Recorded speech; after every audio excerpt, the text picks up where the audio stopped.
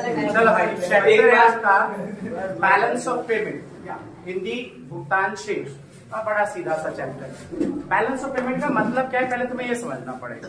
देखो, ये है तुम्हारी कंट्री और ये है रेस्ट ऑफ द वर्ल्ड, विदेशी देश। अब भैया होता क्या है, साल भर में तुम्हारा देश विदेशी देशों के साथ लगातार इकोनॉमिकल ट्रांजेक्शन्स करता है, हिंदी आर्थिक लेन देन, मतलब लगातार कुछ ना कुछ लेन देन होता है। एक साल में आपका देश या आपके देश का resident rest of the world के साथ, विदेशी देशों के साथ लगातार आर्थिक लेन देन कर रहा है, ठीक है। और उस सारे आर्थिक लेन देन को जब आप किसी जगह पे रिकॉर्ड करोगे, कहीं पे लिखोगे, तो जहां पे आप लिखोगे उसी स्टेटमेंट को नाम देते हैं किस चीज का, बैलेंस ऑफ पेमेंट। एक तो ये बात तुम्हें पता होनी चाहिए।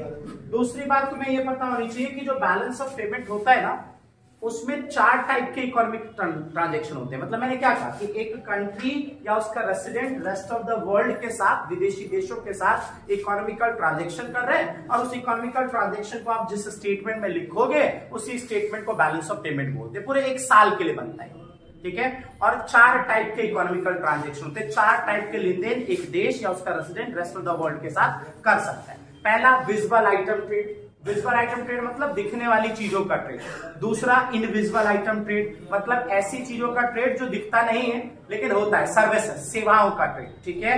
तीसरा यूनिलेटरल। यूनिलेटरल मतलब एक पक्षीय, वन साइडेड ट्रांजेक्शन, ठीक है, जिसमें सिर्फ एक तरफ से चीजें आ रही है, दूसरी तरफ से किसी भी चीज का आना जाना नहीं हो रहा है। और पांचवा है आपके पास, चौथा है आपके पास कैपिटल ट्रांसफर, मतलब कि पूंजीगत लेन देन, दो देशों के बीच होने वाले ऐसे लेन देन जिसकी वजह से एसेट्स या लायबिलिटीज में चेंजेस आएंगे दोनों देशों के, ठीक है। तो ये 4 टाइप का ट्रांजैक्शन होता है, तो ये पता होना चाहिए। और एक और चीज कि बीओपी जब बनता है ना, तो डबल एंट्री अकाउंटिंग सिस्टम के बिहाफ पे बनता है। और double entry accounting system Hindi द्विपक्षीय लेखांकन प्रणाली, तो उसमें 2 साइड होते हैं, एक होता है डेबिट साइड, एक होता है क्रेडिट साइड। तो आपको पता होना चाहिए क्रेडिट साइड मतलब इनफ्लो, अगर विदेशों के साथ कोई लेन देन हुआ और उसकी वजह से फॉरेन एक्सचेंज आ रहा है, फॉरेन एक्सचेंज विदेशी पैसा आ रहा है, तो कहां रिकॉर्ड करोगे आप, क्रेडिट साइड। और अगर विदेशी देशों के साथ लेन देन हुआ और उसकी वजह से विदेशी पैसा जा रहा है, तो वो कहां रिकॉर्ड होगा, डेबिट साइड। इतनी बात पहले आओ, देखो लिखा हुआ भी, आओ उसे पढ़ लेते हैं, समझ लेते हैं। देखो क्या है, balance of payment is an accounting statement, लेखांकन विवरण, अकाउंटिंग स्टेटमेंट। क्यों? क्योंकि लेन देन रिकॉर्ड कर रहे हैं। दूसरा क्या कह रहे हैं आगे, जो क्या प्रोवाइड करेगा, सिस्टमैटिक रिकॉर्ड। सिस्टमैटिक मतलब क्रम वाइज, डेट वाइज रिकॉर्ड आपको प्रोवाइड करेगा, ठीक है, ऑफ ऑल इकोनॉमिक ट्रांजेक्शन, आर्थिक लेन देन। अभी मैंने बताया आपको कि 4 टाइप का इकोनॉमिक ट्रांजेक्शन होता है, विजिबल आइटम, इनविजिबल, यूनिलेटरल और कैपिटल, ठीक है। और ये लेन देन कौन किसके साथ कर रहा है, एक कंट्री का रेसिडेंट या वो कंट्री किसके साथ कर रही है, विदेशी देशों के साथ, ठीक है। और कितने दिन का बनता है, 1 दिन का, 1 महीने का, 1 सप्ताह का, कब का बनता है, ये कब का बनता है, पीरियड ऑफ टाइम। और वो पीरियड ऑफ टाइम क्या है, 1 साल। बोलो क्लियर। उसके बाद देखो दूसरी चीज क्या लिखी हुई है आपके पास कि बीओपी के ये चारों कंपोनेंट है। विजुअल आइटम ट्रांजैक्शन, विजुअल क्यों बोला गया, क्योंकि इसमें एक्सपोर्ट इंपोर्ट ऑफ गुड्स, आने वाली चीजों का एक्सपोर्ट इंपोर्ट इसमें रिकॉर्ड किया जाता है, दिखने वाली चीजों का, जैसे आप देख सकते हो, छू सकते हो, उन चीजों का एक्सपोर्ट इंपोर्ट लिखा है, इसमें रिकॉर्ड किया जाता है, इसलिए विजुअल आइटम ट्रेड।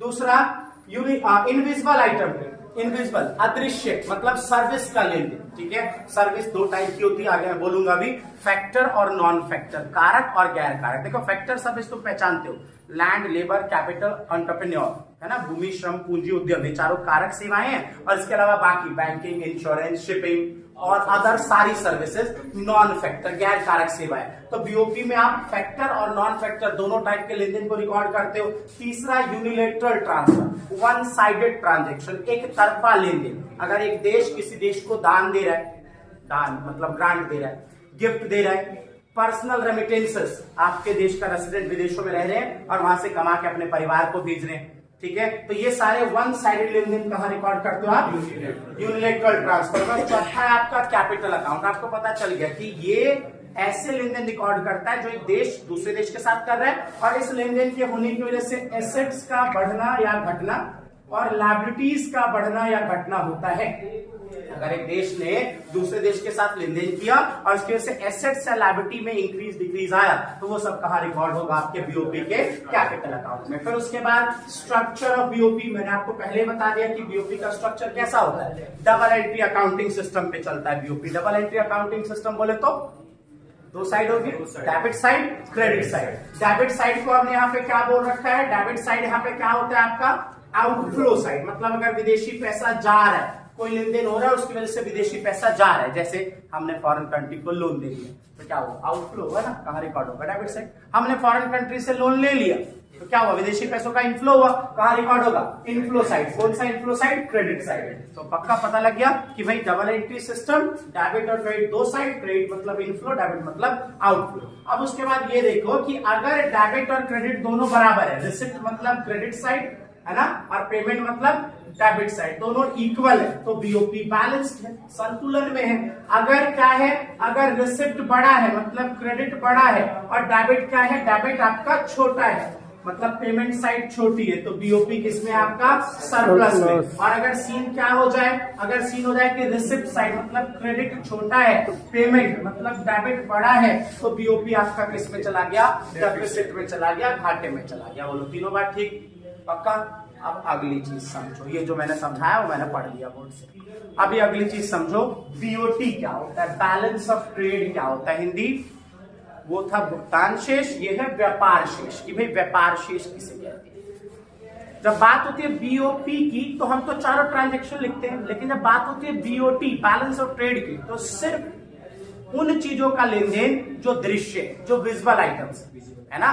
बीओपी में चार चीजें थी ना, विजुअल, इनविजिबल, यूनिलेटरल, कैपिटल, चार टाइप के लेन देन है। तो जब बात आती है बीओटी की बैलेंस ऑफ ट्रेड की, तो उसमें सिर्फ हम किसको रिकॉर्ड कर रहे हैं, विजिबल आइटम के ट्रेड को उसमें हम रिकॉर्ड कर रहे हैं। मतलब कि export of goods minus import of goods, दोनों का जो डिफरेंस होगा उसको क्या नाम दे देंगे हम, बैलेंस ऑफ ट्रेड। और बैलेंस ऑफ ट्रेड में भी वही तीन बातें होती है, बैलेंस हो सकता है बीओटी, सरप्लस हो सकता है बीओटी, और डेफिसिट हो सकता है। देखो क्या लिखा हुआ है यहाँ पे, meaning of BOT refers to difference between किसका, एक्सपोर्ट का, किसके साथ, इंपोर्ट के साथ, और कौन से गुड्स का, विजुअल आइटम दोनों, ना ना ना, सिर्फ किसका, सिर्फ विजुअल आइटम का। बोलो ठीक है यहाँ तक। उसके बाद देखो क्या लिखा है, trade off export of goods minus import of goods, इसका फॉर्मूला है, गुड्स का जो आपने निर्यात किया माइनस गुड्स का जो आयात किया, दोनों का अंतर कर लो, आपको क्या मिल जाएगा, बैलेंस ऑफ ट्रेड मिल जाएगा। अच्छा एक और चीज समझ लो, अगर ये दोनों बराबर है तो बैलेंस ऑफ ट्रेड बैलेंस्ड है, एक्सपोर्ट इंपोर्ट बराबर है तो बैलेंस्ड है। एक्सपोर्ट बड़ा है, एक्सपोर्ट बड़ा है गुड्स का एक्सपोर्ट बड़ा है इंपोर्ट से, तो सरप्लस बीओटी, और इंपोर्ट बड़ा है तो डेफिसिट। अच्छा एग्जामिनर ना कई बार ना डिफरेंस पूछता है बीओटी और बीओपी में, तो यहाँ पे लिखा है तो लिखवाया तो नहीं मैंने, लेकिन समझ लो बातों को। पहला ये मीनिंग तो पता है हमें, बीओपी ऑल इकोनॉमिक ट्रांजेक्शन को रिकॉर्ड करता है और बीओटी सिर्फ विजुअल आइटम को। दूसरा, बीओटी में चारों ट्रांजेक्शन, बीओपी में चारों होते हैं, विजुअल, इनविजिबल, यूनिलेटरल, कैपिटल, और बीओटी में एक ही विजुअल होता है ना। बीओपी एक ब्रॉड कॉन्सेप्ट है, बड़ा कॉन्सेप्ट है, बीओटी एक नैरो कॉन्सेप्ट है, छोटी अवधारणा, पक्का ना। उसके बाद बीओटी अगर कभी अनफेवरेबल है, नेगेटिव है, तो पॉजिटिव बीओपी से उसको सेटलमेंट कर सकते हैं, उसकी भरपाई कर सकते हैं, है ना। लेकिन अगर कभी बीओपी ही नेगेटिव हो गया तो उसको पॉजिटिव बीओटी से हम उसकी भरपाई नहीं कर सकते। बोलो ठीक है यहाँ तक, दोनों में डिफरेंस पता लग गया। उसके बाद आगे चलो, देखो अकाउंट ऑफ बीओपी। बीओपी में बेटा दो टाइप के अकाउंट्स बनते हैं, एक बनता है करंट अकाउंट, हिंदी चालू खाता, और दूसरा बनता है कैपिटल अकाउंट, हिंदी पूंजीगत खाता। देखो मुझे तो क्या पता है, मैं तुम्हें बताता हूं। मुझे ये पता है कि विजुअल, इनविजिबल, यूनिलेटरल मतलब पहला, दूसरा, तीसरा, जब आप रिकॉर्ड करोगे किसको, पहला, दूसरा, तीसरा, तो कहाँ रिकॉर्ड होगा वो, करंट अकाउंट में, चालू खाता में। और अगर आप रिकॉर्ड किसको करोगे, अगर आप रिकॉर्ड करोगे चौथे वाले को, इसको कैपिटल वाले को, तो वो कहाँ रिकॉर्ड होगा, कैपिटल अकाउंट में। बोलो ठीक हो भाई, सिंपल सी बात। चालू खाता मतलब उसमें आप रिकॉर्डिंग कर रहे हो, करंट अकाउंट मतलब आप उसमें रिकॉर्डिंग कर रहे हो विजुअल आइटम के ट्रेड का, इनविजिबल आइटम के ट्रेड का, और यूनिलेटरल ट्रांसफर का ड्यूरिंग एन अकाउंटिंग ईयर, जो किसने किसके साथ किया, एक कंट्री के रेसिडेंट ने या कंट्री ने रेस्ट ऑफ द वर्ल्ड के साथ। और कैपिटल अकाउंट में क्या लिखा है कि भाई एक कंट्री के रेसिडेंट ने रेस्ट ऑफ द वर्ल्ड के साथ ट्रांजेक्शंस किए हैं, जिन ट्रांजेक्शंस की वजह से एसेट्स या लायबिलिटीज में चेंजेस आ रहे हैं, तो वो फिर क्या हो जाएगा, कैपिटल अकाउंट। बोलो क्लियर है, ठीक है यहाँ तक। अब आपको ये पता होना चाहिए कि करंट अकाउंट में चार कंपोनेंट होते हैं। सर यार भैया यार तीन ही होने चाहिए, export and import of goods and service and unilateral. यही तो आपने 3 बोला ना, तो फिर आप 4 क्यों बोल रहे हो बेटा? सर्विस मैंने कहा था ना दो तरीकों का होता है, एक होता है फैक्टर सर्विस, एक होता है नॉन फैक्टर सर्विस। तो नॉन फैक्टर सर्विस को हमने अलग रिकॉर्ड किया और फैक्टर सर्विस से जो इनकम आता जाता है उसको हमने अलग रिकॉर्ड किया। बोलो ठीक हो?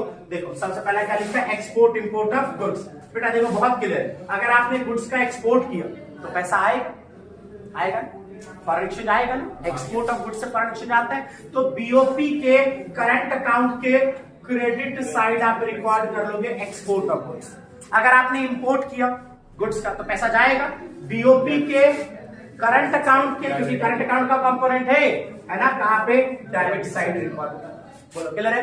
फिर अगला क्या है? Export import of services. यहाँ पे किस सर्विस की बात कर रहा हूं मैं? नॉन फैक्टर, गैर कारक। कई बार बच्चा बोलता है नॉन फैक्टर सर्विस, क्या है? Factor 4, land, labour, capital, entrepreneur, इसके अलावा सब नॉन फैक्टर सर्विस। ठीक है, अगर आप नॉन फैक्टर सर्विस का एक्सपोर्ट कर रहे हो, विदेशी देशों को दे रहे हो, तो वहां से फॉरेन एक्सचेंज आएगा तो बीओपी के करंट अकाउंट के कहां पे? Credit side. अगर आपने एक्सपोर्ट कर दिया तो क्रेडिट साइड, और अगर नॉन फैक्टर सर्विस आप ले रहे हो तो बीओपी के करंट अकाउंट के डेबिट साइड। इंपोर्ट में डेबिट साइड, एक्सपोर्ट में क्रेडिट साइड। इंपोर्ट मतलब सर्विस खरीद रहे हो, पेमेंट करना पड़ेगा तो डेबिट साइड। एक्सपोर्ट मतलब सर्विस बेच रहे हो तो पैसा आएगा क्रेडिट साइड। ठीक है, 3 एग्जांपल गिवन है यहाँ पे आपके सिलेबस में नॉन फैक्टर सर्विस के। Banking, shipping, insurance. Hindi banking, shipping, और बैंकिंग शिपिंग यही वर्ड यूज होता है। इंश्योरेंस के लिए आपका बीमा, और शिपिंग के लिए जहाजरानी वर्ड यूज किया उन्होंने। हिंदी वालों को वर्ड थोड़ा सा इश्यू होता है। तीसरा, unilateral transfer to rest of the world. बहुत clear, rest of the world से अगर यूनिलेटरल ट्रांसफर मिल रहा है तो क्रेडिट साइड, करंट अकाउंट के क्रेडिट साइड, और रेस्ट ऑफ द वर्ल्ड को अगर यूनिलेटरल ट्रांसफर दे रहे हो, रेस्ट ऑफ द वर्ल्ड को अगर यूनिलेटरल ट्रांसफर दे रहे हो तो कहां पे? Debit side. पक्का?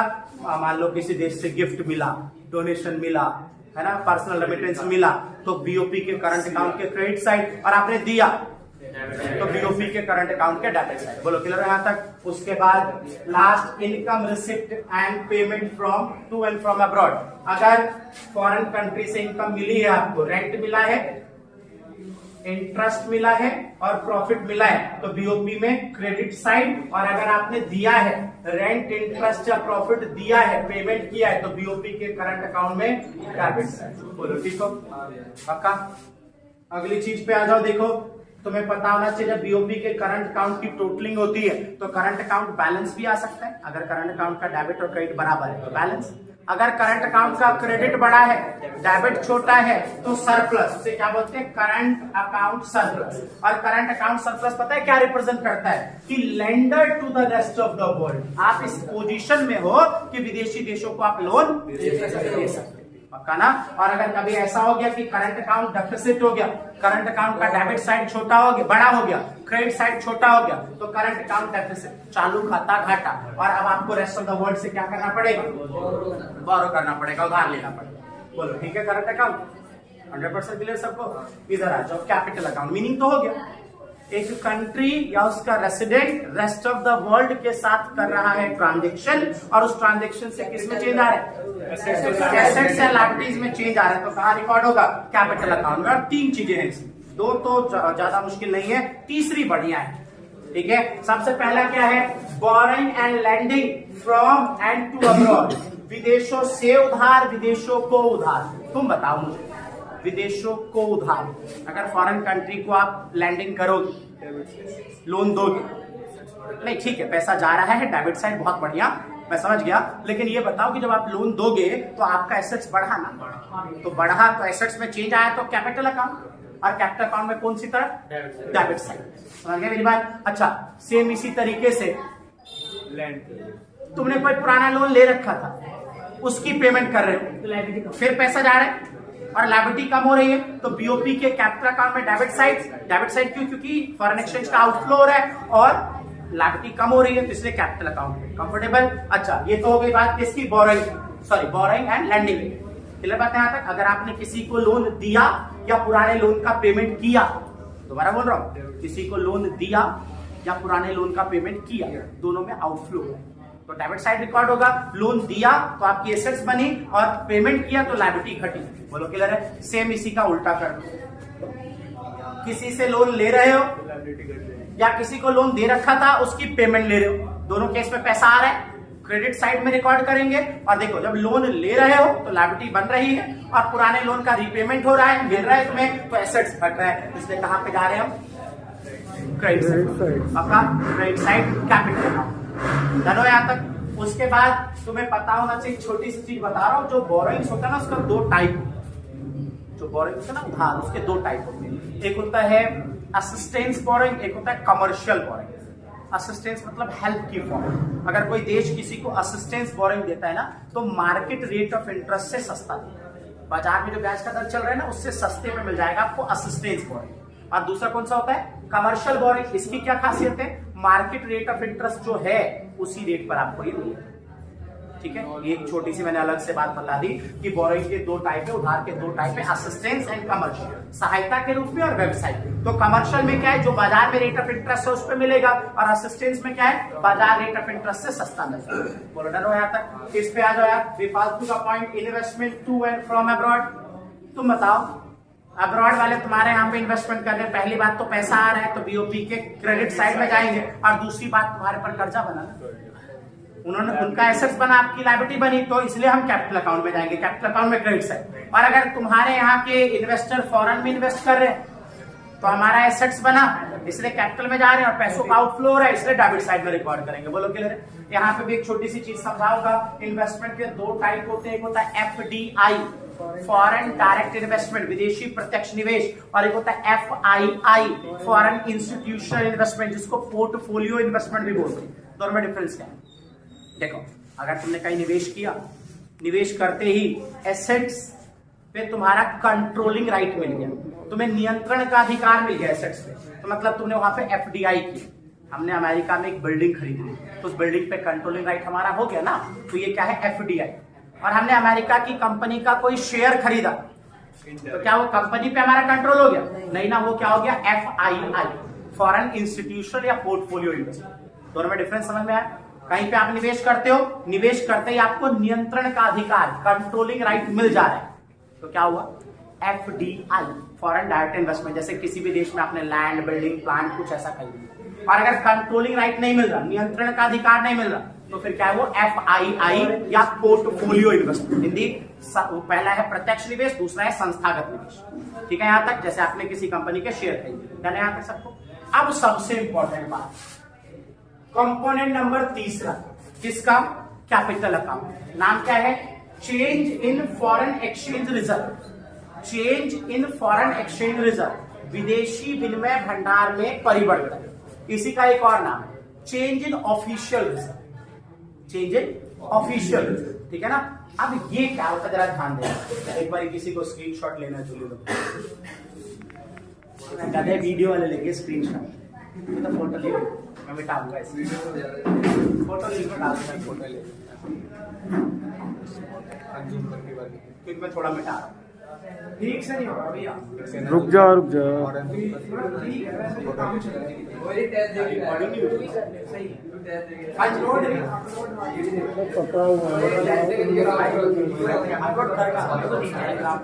हाँ जी चलो, रोका तो नहीं, वीडियो रोक रखिए नहीं, अच्छा अपने पास देखो, एक चीज दिखा रहा तुम्हें,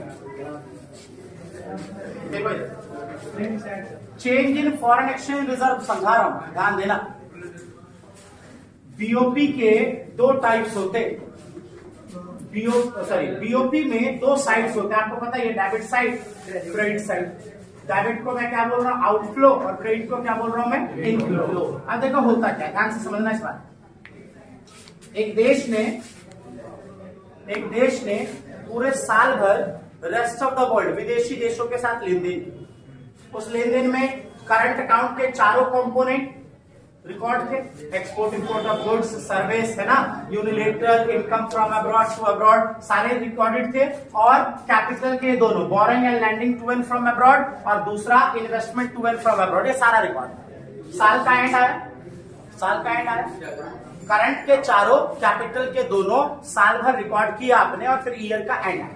जब ईयर का एंड आया तो हमेशा ईयर के एंड में क्या होना चाहिए? बीओपी का डेबिट साइड और क्रेडिट साइड बराबर है। डेबिट और क्रेडिट दोनों क्या होने चाहिए? हमेशा बराबर। अब मान लो सीन ये बैठ गया कि डेबिट साइड बड़ा हो गया और क्रेडिट साइड छोटा हो गया, तो मतलब बीओपी किसका बना? डेफिसिट का बना। सपोज आपके पास से जा रहे हैं $100 और आया सिर्फ $80, तो $20 कम पड़ गए। तो आप देखो होता क्या, आपको पता होना चाहिए कि जो आपके देश का केंद्र बैंक है, reserve bank of India, central bank, इसके पास आपके देश में जितना भी फॉरेन एक्सचेंज रिजर्व है, विदेशी पैसों का भंडार, वो सारा किसके पास रखा है? आरबीआई के पास। अगर बीओपी डेफिसिट बना, अब यहाँ पे कितना कम पड़ रहा है? $100 जाना है, $80 आ रहा है, $20 कम पड़ रहे हैं, तो $20 आरबीआई के रिजर्व से निकलेंगे। आरबीआई के रिजर्व से $20 निकलेंगे और निकल के आके क्या होगा? बीओपी के क्रेडिट साइड, क्रेडिट साइड कम है ना, जिधर कम है उधर क्रेडिट साइड आके $20 रिकॉर्ड हो जाएगा और बीओपी बैलेंस हो जाएगा। हाँ, हर साल उसको बैलेंस किया जाता है लास्ट में। बोलो क्लियर है? तो इसलिए से क्या बोला गया? चेंज, किसमें चेंज आया? फॉरेन एक्सचेंज रिजर्व में चेंज आया, इसलिए इसका नाम क्या है? Change in foreign exchange reserve, विदेशी विनिमय भंडार में परिवर्तन, या एक और नाम है इसका चेंज इन ऑफिशियल रिजर्व। ठीक है, सेम ऐसे दूसरा केस भी सुनो। ऐसा भी तो हो सकता है, ऐसा भी तो हो सकता है कि बीओपी का डेबिट साइड जो है वो क्या हो जाए? छोटा, क्रेडिट साइड क्या हो जाए? बड़ा। हो सकता है ना ऐसा? अब अगर ऐसा हो गया, मान लो गए $100 और आए कितने? $120 सपोज, तो $20 यहाँ पे एक्स्ट्रा है ना, तो बीओपी में पड़ा नहीं रहेगा। सारा का सारा विदेशी पैसा किसके पास रखा जाता है? आरबीआई के पास। तो $20 यहाँ से निकाले जाएंगे। अब निकालने वाली साइड कौन सी है? क्रेडिट या डेबिट? तो डेबिट साइड में $20 यहाँ पे लिखा जाएगा, मतलब यहाँ से निकला और निकल के जाके ऑफिशियल रिजर्व में क्या हो जाएगा? समझ गए? और ये जो लेन देन लास्ट में आरबीआई के साथ हो रहे हैं, इसकी वजह से, इस लेन देन की वजह से आरबीआई का रिजर्व बदला है। भाई सरप्लस है तो आरबीआई का रिजर्व बढ़ गया, वहां पे डेबिट साइड रिकॉर्ड हुआ, पैसे निकल के आए, आरबीआई का रिजर्व बढ़ गया।